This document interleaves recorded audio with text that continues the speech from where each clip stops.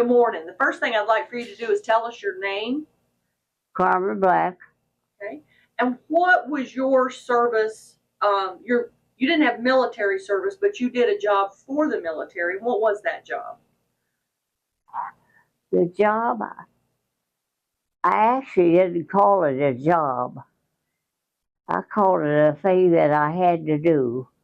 Okay. And what was that thing that you had to do? I had two brothers in the service at the time, and I didn't want him to die without me at least giving a little bit of help. So that's why I wanted to learn to fly, so that I could help all of the boys that were coming and going. And that's what I did. Could you tell us a little bit about that process of how you made that decision and what happened? Did I do what? Tell us about how that all started.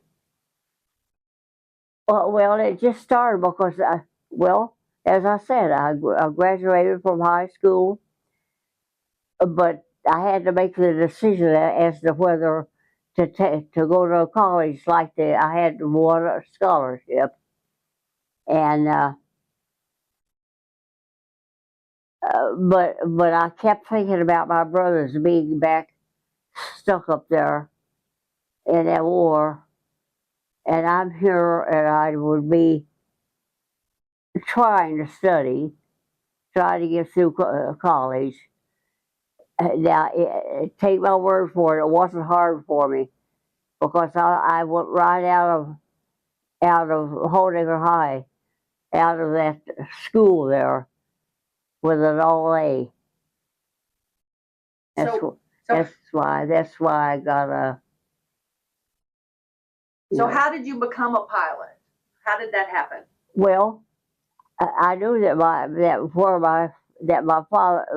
brothers were in the fighting area. I knew that, and I just felt like I don't know why I felt like I just had to learn to fly, but I did. I thought I've got to help my brothers.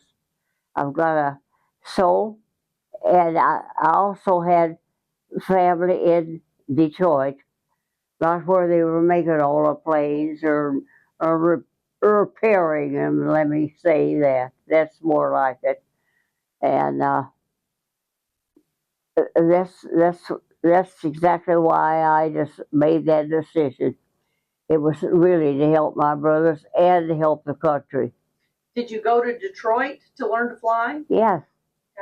Okay. Right in Detroit. Yeah. Yeah. What kind of aircraft did you fly? Good grief. Had to ask me that one. Tailorcraft. Okay. Oh man, I can't believe I thought of it. It's a tailorcraft. Yeah. Okay. So where did you fly these planes? Did you fly them from Detroit? Yeah. To where? Just route into in Detroit. Yeah. Yeah. You were just moving them around. Yeah. Different places. Yeah. Yeah. Okay. After the war, did you still fly? Yeah. Oh no. After the war, I didn't fly because I couldn't do I couldn't help in any way anymore because what I did, we didn't need that anymore because we were talking about that. What's that new war that was coming in? World War III? Korea War? The Korean War? Yeah, Korea, because my son actually ended up going into that war. I told him he didn't have to go. I said, Chuck, you don't have to go. The president came out with a statement that if it's only one son, or that you're part of the way through your college education, you don't have to go. He had already got his call just about 4 days before the president came down with that.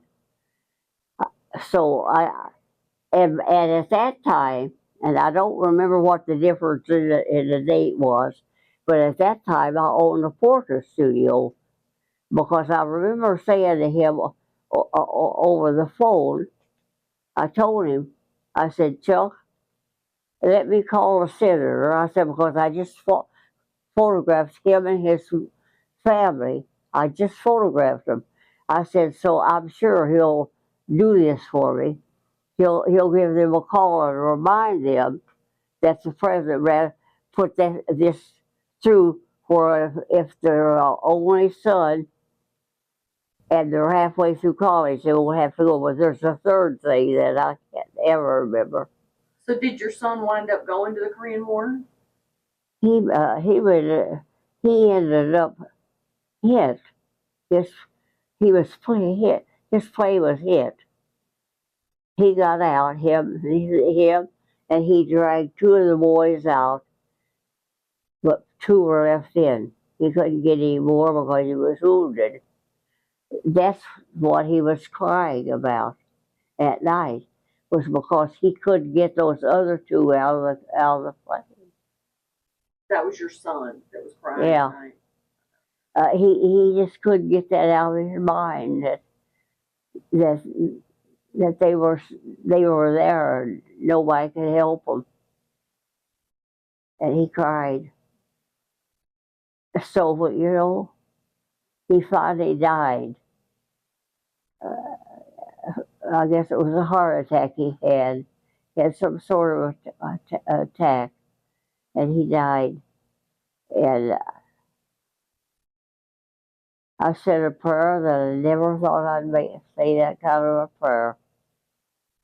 But I prayed to thank God for taking him home because I'm sure that he's in heaven. No more nightmares. Because when he was a little boy, not school age, I always let them go to what was called Sunshine Band, but it was a little Bible school, and they always went and they loved to go, and he learned all that stuff. So, Can I ask you one more question, ma'am? What year were you born? what year? January 30th, 1924. 1924. So Yeah. you are 100 years old. I'm well over 100. Okay. I think that's all we've got for you. Thank you so much for letting us interview you today. Thank you, Carmen. We appreciate your time. Oh, We do. Thank